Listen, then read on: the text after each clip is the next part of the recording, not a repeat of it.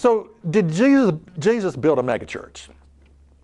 Now in Luke 8 and verse 4, people kept coming to Jesus from one town to another. And when a great crowd gathered, Jesus told this parable. Now I want to talk a minute about parables. You've been taught a lie all of your life that Jesus spoke in parables to make it simpler, to make it easier to understand. No, you've been lied to about the Bible. That's not the reason Jesus spoke in parables. Okay, let's take a look at Luke 8 and verse 5. Once there was a man who went out to sow grain, and he scattered the seed in the field, and some fell among the path where it was stepped on.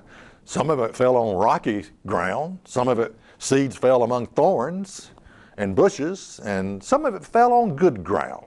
Now there's 4 kinds of soil here, and we just do some simple mathematics.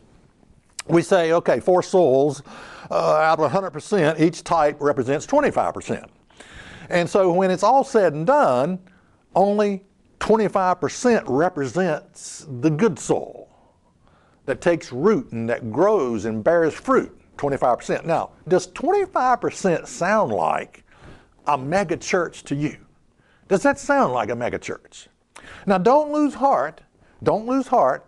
I'm going to tell you at the end of this program what happens to the other 75%, and you're going to be shocked. It's good news. It's great news.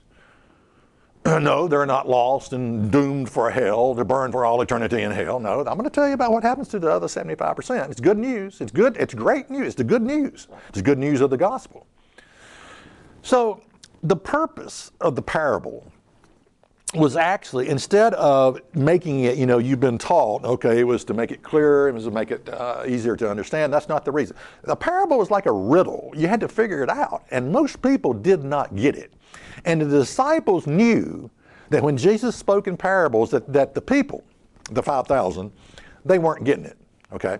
And so they had this question at Matthew 13 and verse 10. It says, and the disciples came unto him and said unto him, Why are you speaking to them in parables? They're not getting it.